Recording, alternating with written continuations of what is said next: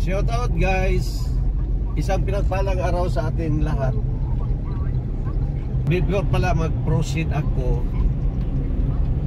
makisuyo naman ako sa inyo na kung pwede, pakisubscribe naman yung YouTube channel ko. Napakaliit na vlogger, dahan-dahan. And kung pwede, paki-likes na rin. And pakipindot na lang din yung notification bell para updated kayo sa aking mga videos.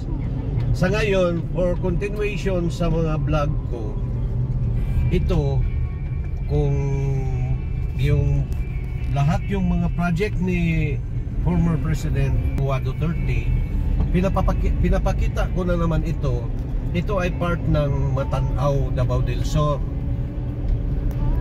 Ako kasi noong 2012, itong area na ito, motor at saka yung, kung alam ninyo yung bao-bao, yung gamit nila sa farm, sa mga basakan, at yung mga kalabaw nila, ang dumadaan lang dito, ang makadaan lang talaga dito.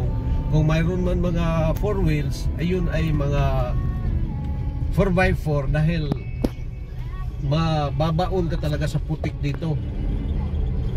Pero yung time ni former President Rodrigo Roa Duterte, kung nakita ninyo, tignan ninyo ang kalsada, napakaganda ng kalsada. Ako, ang laki ng pasalamat ko sa administration ni former President Duterte. Kasi ito, nabigyang pansin yung kahirapan ng mga magsasaka. Napakahirap na ilabas mo yung produkto mo dahil doon sa kalsada na walang progressive. So ngayon, ang laging tumatatak sa isipan ko, yung pag-discriminate ninyo kay President Duterte. Hinahanapan ninyo ng butas, lagi na lang ninyo hinahanapan siya ng kasalanan. Kung doon tungkol naman sa yung mga pagpatay sa mga drug addict, kung sa akin lang, dapat lang para malimpyo naman paunti-unti yung bansa natin.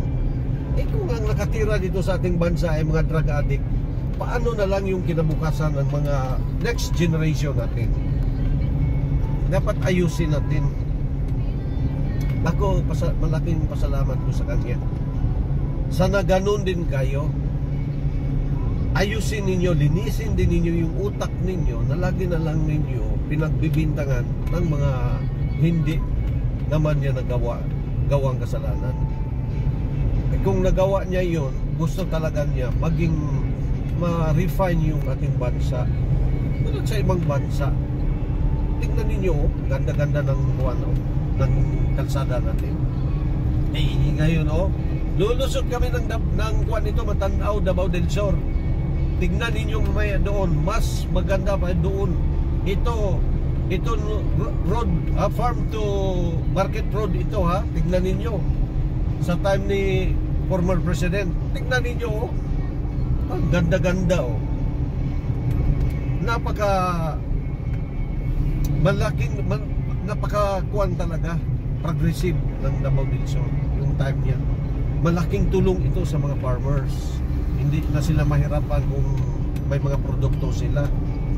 Papuntahan nyo, kita nyo mga kuwan ito, basakan ito wala na kayong bukang bibig kundi yung ICC fa-file ng kaso, lalo pa ito si Trillanes. Rebelde ka rin, wala ka naman ding nagawa. Pagdating na makapera din siya, nawala din yung, kasi alam ko to si Trillanes, personal interest lang din niya ang nasa isipan niya. Sarili lang din niya. Wala siyang pakialam sa mga next generation. Sa akin, alam ko yung gusto talaga ni former president, yung next generation, maging maganda ang Pilipinas, maging proud ang tao na nakatira sa Pilipinas.